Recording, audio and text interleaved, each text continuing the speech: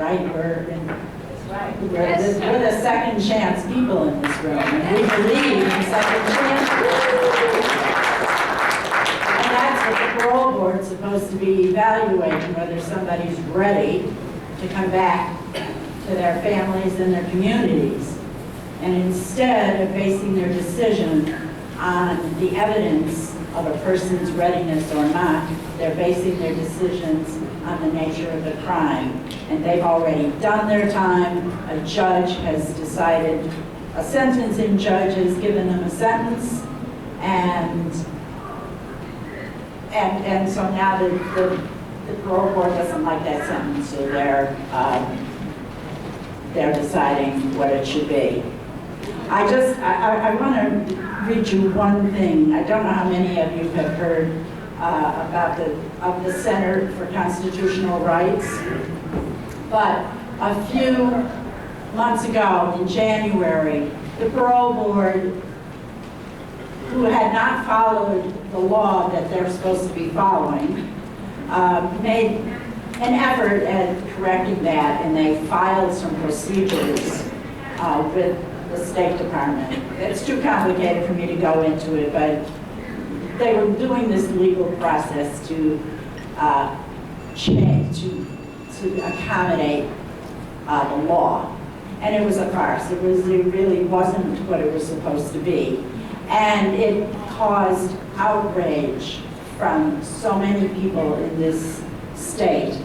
Over hundreds of people sent in comments during the public comment period. Usually 30 is a big number for people to comment on rules and regs. I mean, how many of us ever even know there are some rules and regs to comment on, right? They got hundreds of these. And I want to read something from what the Center for Constitutional Rights says. There's an international covenant on civil and political rights, and the United States is a treaty to that international covenant.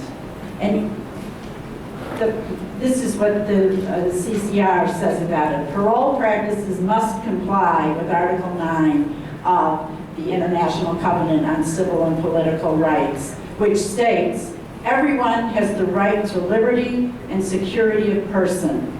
No one shall be subjected to arbitrary arrest or detention. Arbitrary detention has been determined to include elements of inappropriateness, injustice, and this one, lack of predictability. This means that the criteria for conditional release should be clear and explicit in order to comply with that regulation. International law has concluded that prolonged detention without the opportunity for release and sentences that effectively result in life without parole due to perpetual parole denials constitute human rights violations of torture and inhuman or degrading treatment or punishment and violate the right to human dignity. And this is why I have declared 14 years going on, I have a life sentence too, because this bill is going to pass or I'm going to die. One of them's going to happen first. I have copies, I have a chart of the Safe Parole Act. You can come up and find out what exactly it does.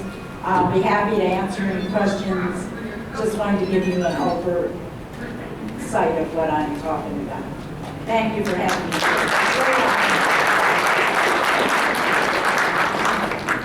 Thank you, Judith. We also want to say thank you to the National Action Network for having all of us here to have this opportunity to gain some information on renewable. Is that correct? Correct. Nobody knows who's the next person I'm going to ask a question. It's very interesting to me. That makes everybody know.